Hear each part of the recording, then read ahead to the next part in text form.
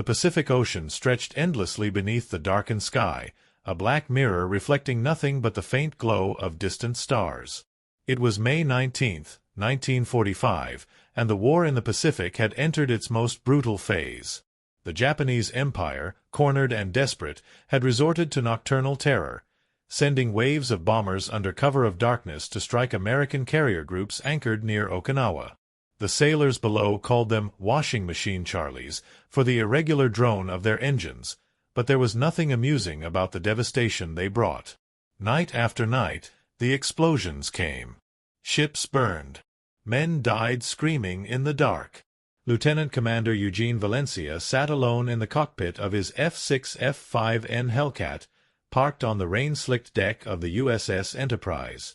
The carrier rocked gently in the night swells, its blackout conditions making it nearly invisible against the ocean. Valencia's hands rested on his knees, fingers tapping a nervous rhythm against his flight suit. He was 26 years old, a veteran of countless daylight dogfights over the Philippine Sea, but night missions were different.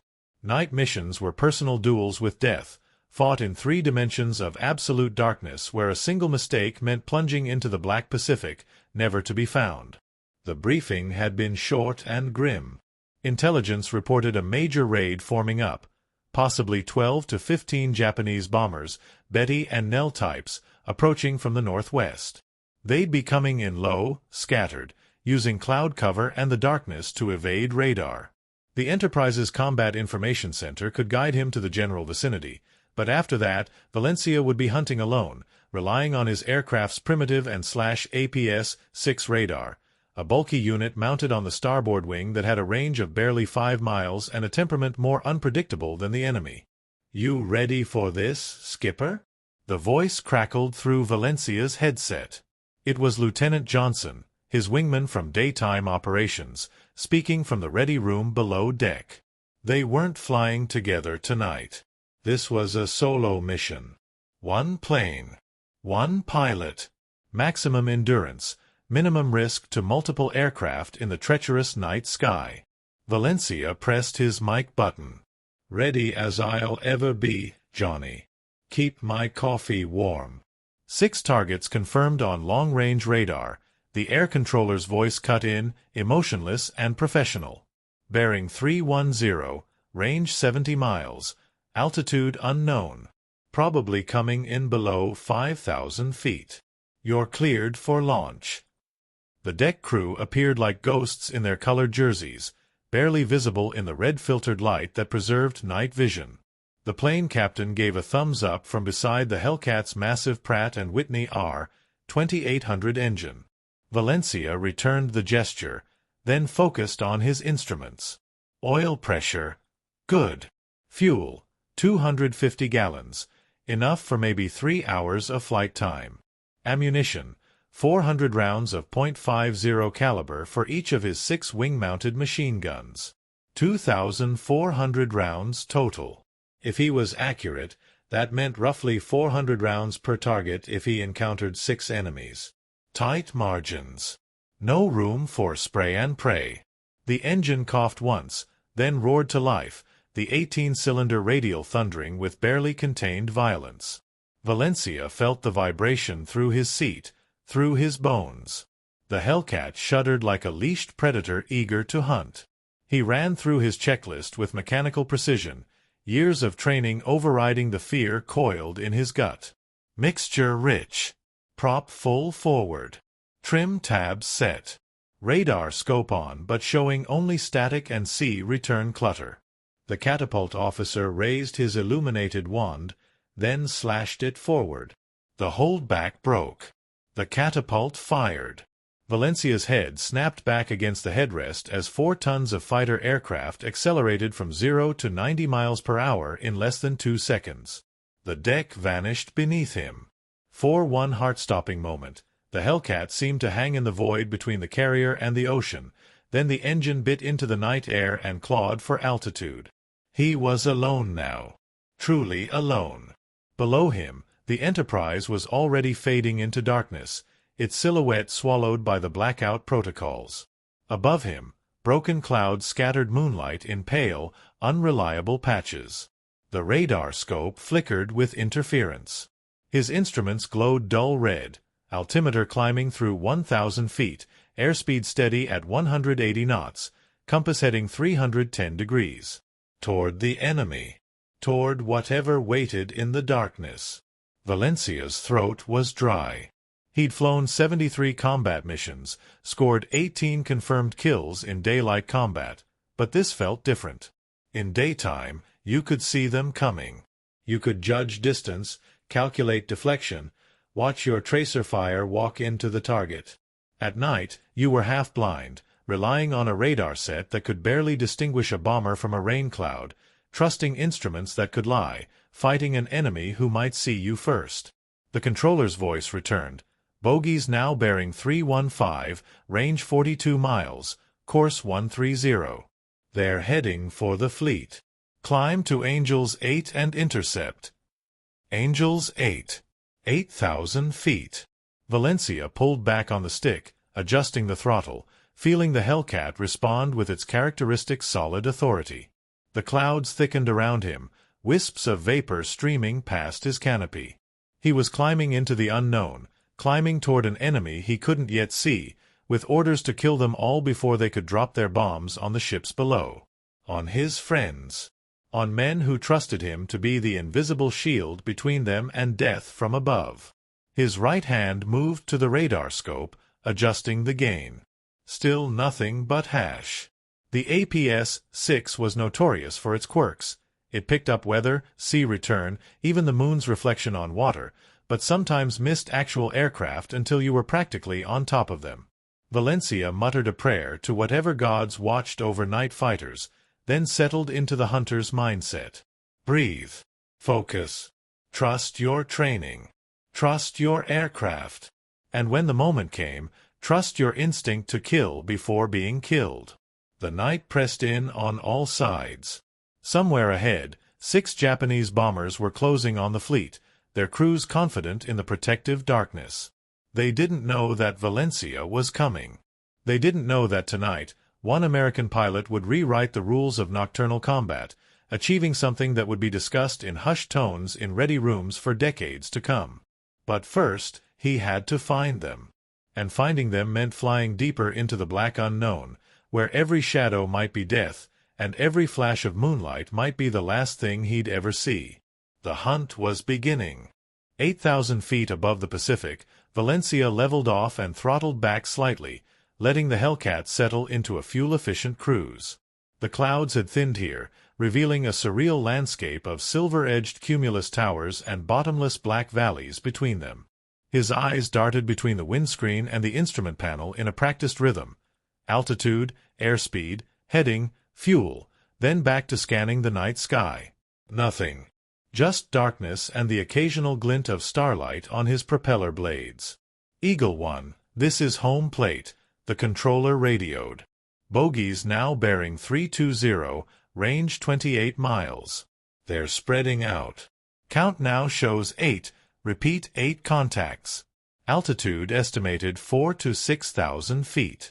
Vector 325 to intercept. 8. Not 6. The intelligence estimates had been wrong. They usually were. Valencia adjusted his heading, feeling a spike of adrenaline cut through the fatigue. 8 enemy bombers meant potentially 8 chances to be spotted first, 8 gun positions that could shred his Hellcat before he knew what hit him. Japanese bombers, likely Mitsubishi G4M Betty aircraft, carried tail guns, dorsal turrets, sometimes beam guns. They weren't defenseless. He stared harder at the radar scope. The greenish cathode ray tube showed concentric range rings and a sweep line rotating lazily, painting something. There. A faint blip at the edge of detection, maybe 12 miles out, slightly above his altitude. Valencia's heart rate kicked up. First contact. He eased the throttle forward, bringing the Hellcat up to 200 knots, and began a gentle climb. The blip strengthened, then faded, then strengthened again. The APS-6 was functioning, barely. Home plate, Eagle 1 has radar contact, bearing 322, range 10 miles. Going weapons hot. Roger. Eagle 1. Cleared to engage. The fleet's counting on you. No pressure, Valencia thought bitterly. Just stop 8 bombers before they kill a few hundred sailors. With 1 airplane. At night. He flipped the master armament switch, feeling the slight hum as the electrical system powered up the gun circuits. His right thumb found the gun trigger on the control stick, resting lightly. Not yet. Not until he had visual confirmation. 9 miles. The blip was solidifying, moving right to left across his scope. The enemy bomber was heading southeast, toward the carrier group.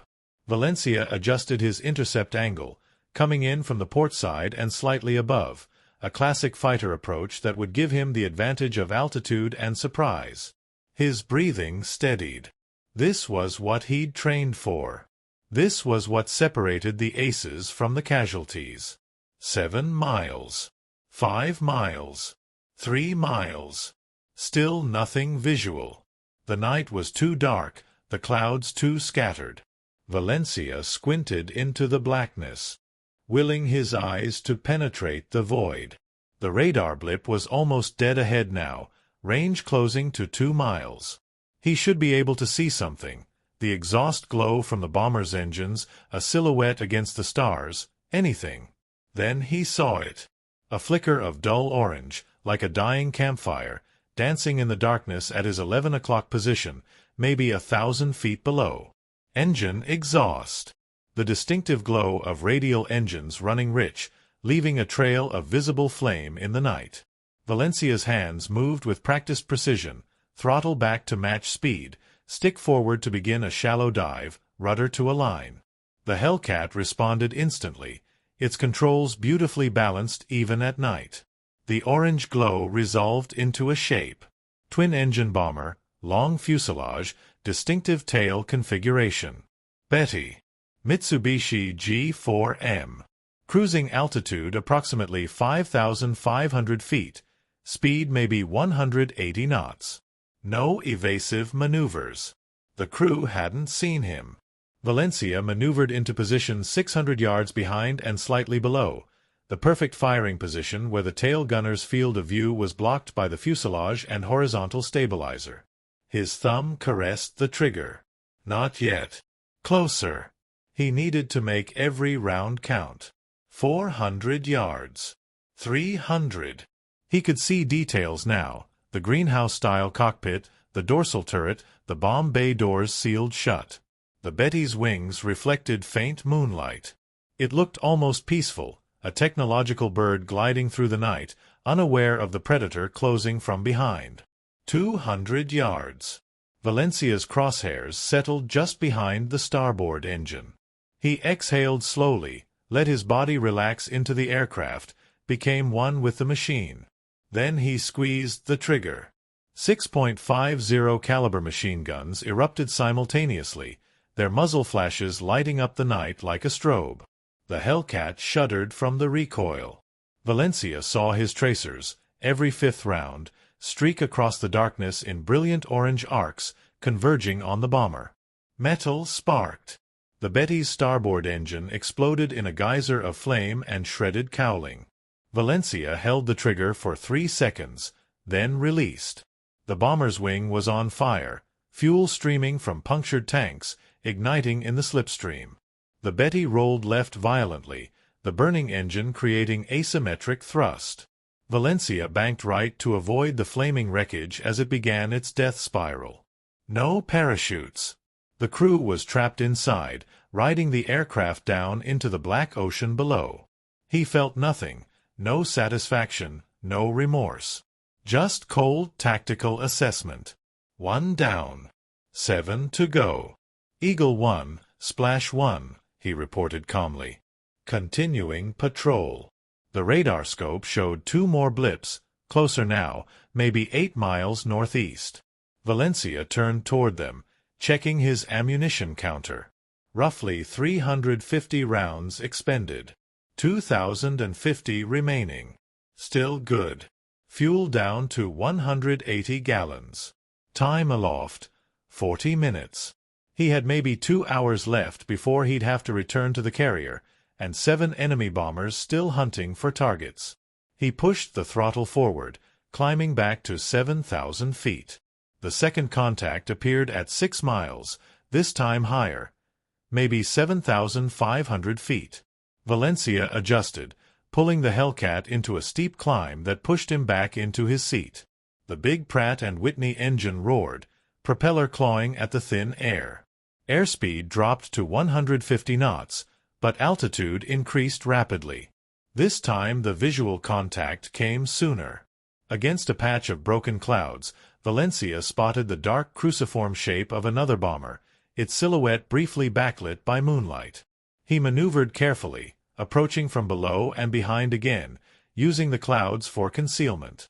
The bomber, another Betty, was alone, separated from its formation, vulnerable. But as Valencia closed to 400 yards, something changed. The bomber's dorsal turret suddenly rotated, its twin 7.7 mm machine guns swinging toward him. They'd spotted him. Muzzle flashes erupted from the turret, tracers arcing through the darkness.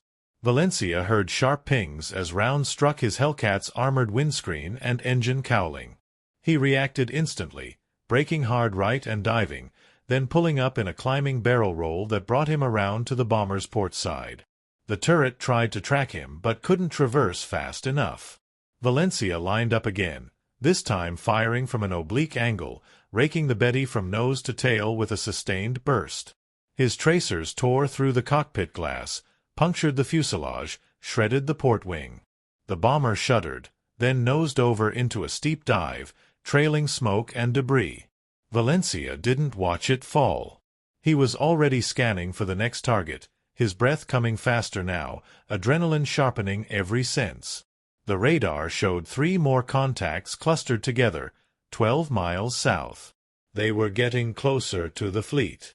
He could imagine the scene aboard the carriers. Crews at battle stations, anti-aircraft guns manned, sailors staring up at the sky, waiting for the bombs to fall. Not tonight, Valencia thought grimly. Not on my watch. He banked toward the new contacts, the Hellcat's engine singing its lethal song, and prepared for the next engagement. The night was far from over, and the real test of his skill and his nerve was still ahead. The hunter pressed on into the darkness. The 3 contacts on Valencia's radar scope were moving in a loose formation, separated by maybe 2 miles each, but all heading toward the same target, the heart of the American fleet. He checked his fuel gauge, 140 gallons remaining. Time was becoming a factor. He needed to work faster, be more efficient, take more risks. The tactical calculus was brutal. 3 bombers ahead, at least 3 more somewhere in the darkness beyond, and his ammunition dwindling with every trigger pull. Valencia chose the trailing aircraft first, approaching from its deep 6 o'clock position with the moon behind him to avoid creating a visible silhouette. This Betty was flying lower than the others, at barely 4,000 feet, probably hoping to slip under the fleet's radar coverage. The bomber's exhaust flames gave it away long before Valencia's radar could have locked on. He crept forward, throttle at idle, letting gravity assist his approach. At 300 yards, he opened fire. But this crew was ready. The tail gunner responded immediately, his 20 mm cannon barking bright flashes into the night. Valencia felt his Hellcat shudder as shells exploded against his starboard wing, punching holes through the metal skin. Warning lights flickered on his panel, hydraulic pressure dropping. He ignored them, walking his fire forward along the Betty's fuselage, concentrating on the wing route where fuel tanks were typically located. His patience was rewarded with a brilliant flash. The bomber's port wing separated from the fuselage in a shower of burning fuel and twisted aluminum. The Betty corkscrewed downward, tumbling end over end, its crew screaming into radios that would never be answered. Valencia pulled hard on the stick, climbing away from the debris field, feeling his aircraft respond sluggishly. The hydraulic damage was affecting his controls. 3 down, he muttered, not bothering to radio it in. The controller could see the results on radar, or rather, the absence of contacts. His scope showed the next bomber 4 miles ahead, climbing. The pilot had seen Valencia's tracers, understood what was happening, and was trying to gain altitude advantage. Smart. But the Hellcat could outclimb a Betty any day, even with damaged hydraulics. Valencia firewalled the throttle and pulled into a near-vertical climb, feeling the G-forces push him into his seat. The airspeed indicator wound down, 180 knots, 160, 140, 120. The Hellcat was approaching a stall, but Valencia held it there, balanced on the edge of controlled flight, climbing faster than the bomber could manage. He crested above the Betty at 9,000 feet and rolled inverted, looking down through his canopy at the bomber below. From this angle, he could see everything: the entire top surface of the aircraft, the dorsal turret traversing frantically, searching for him against the star field. Valencia rolled upright and dove, building speed, positioning himself for a high-side guns pass that would give the enemy gunner minimal time to react. The dive became a plunge. Airspeed climbed rapidly, 250 knots, 280, 300. The Hellcat's wings groaned under the stress. Valencia's world narrowed to the illuminated gun sight and the growing image of the bomber in his view. He fired from 600 yards, a long shot, but the high overtake speed meant he'd close the distance in seconds. His tracers fell short initially, then walked up onto the target as he adjusted. Shells hammered into the Betty's dorsal spine, silencing the turret, then chewed forward into the cockpit. The bomber's nose dropped sharply. Valencia roared past, so close he could see the shattered glass of the cockpit, could imagine the carnage inside. He pulled out of his dive at 5,000 feet, his vision graying at the edges from the G-forces, and looked back.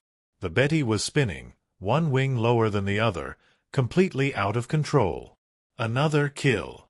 4 down. 4 to go. Maybe. But Valencia's situation was deteriorating. His hydraulic pressure was nearly zero. His landing gear and flaps would have to be extended manually when he returned to the carrier, assuming he made it back at all. His ammunition counter showed less than 1,000 rounds remaining. And his fuel gauge was dropping into the red zone. 100 gallons.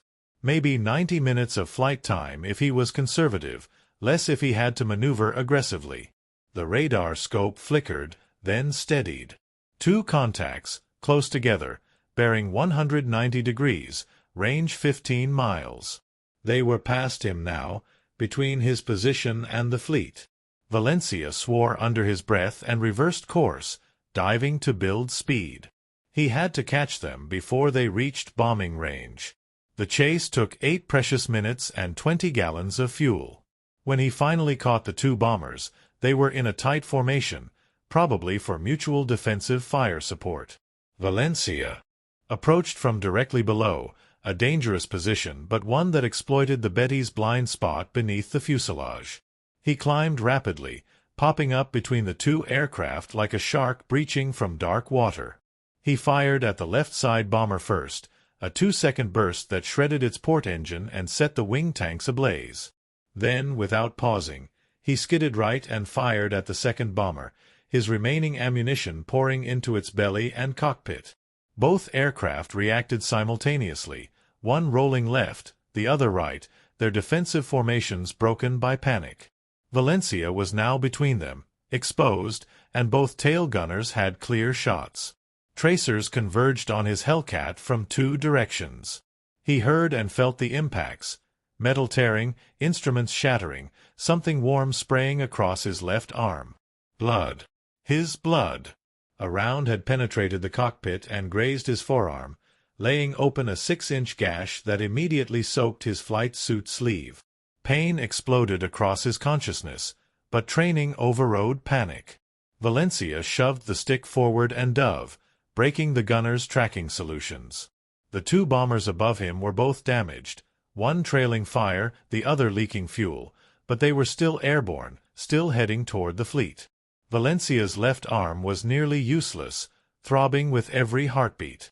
He used his right hand to pull the stick into a climbing turn, bringing himself around for another pass.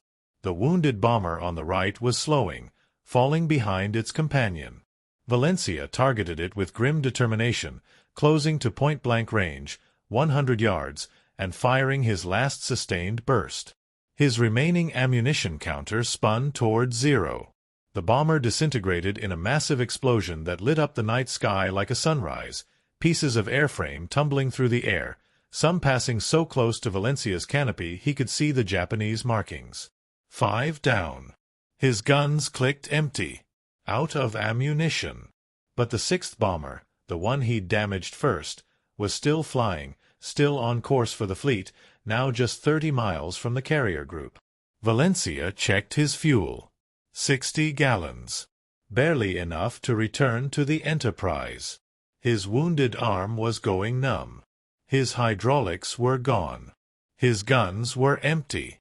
And one enemy bomber was about to kill hundreds of American sailors. Valencia made a decision that would define his legend. He advanced the throttle to maximum power, feeling the big R-2800 engine respond with a surge of desperate strength, and aimed his Hellcat directly at the bomber's tail. If he couldn't shoot it down, he'd ram it. Better to die taking the enemy with him than to let it through to the fleet. The Betty's tail gunner saw him coming and opened fire, tracers streaking past Valencia's canopy. A round punched through his windscreen, spraying glass across his face and chest. He couldn't see clearly anymore. Blood in his eyes, glass fragments cutting his cheeks, but he could see enough. The bomber was growing larger in his vision, filling his entire world. 200 yards. 150. At the last possible second, the bomber pilot broke left, diving desperately to avoid the collision. Valencia pulled up simultaneously, his propeller slicing through the Betty's horizontal stabilizer like a massive buzzsaw. The impact was catastrophic. Metal shrieked. The Hellcat's engine coughed and missed as the propeller shattered into fragments. The bomber's tail section ripped away completely, sending the aircraft into an uncontrollable flat spin. Valencia's Hellcat shuddered violently, the engine seizing, oil and coolant spraying across his windscreen. He was falling now, the aircraft a dead weight, no power, no hydraulics, controls barely responsive. The altimeter unwound rapidly, 6,000 feet, 5,000, 4,000. Below him, he could see the black ocean waiting, impassable, final. His right hand fumbled for the canopy release. If he could bail out, maybe the search and rescue would find him at dawn. Maybe. But his wounded left arm wouldn't cooperate, wouldn't help him push the canopy back against the 200-knot slipstream. He was trapped in the dying aircraft, falling through the darkness, moments from impact. Then, impossibly, the engine coughed back to life.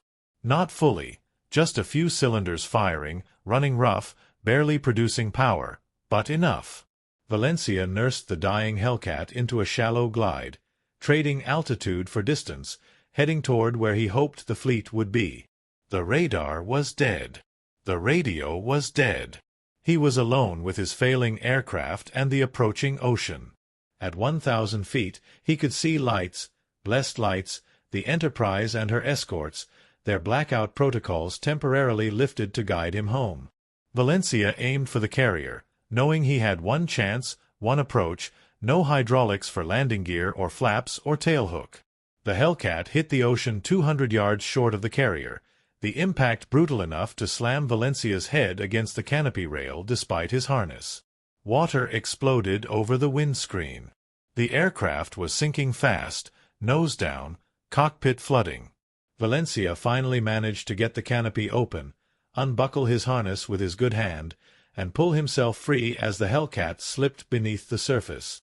He floated in the warm Pacific water, watching his aircraft disappear into the depths, and then saw the searchlights sweeping toward him, heard the destroyer's engines, knew he'd survived. 6 enemy bombers destroyed. 0 bombs dropped on the fleet. 1 pilot, 1 aircraft, 1 impossible mission. And somehow, he'd lived to tell about it.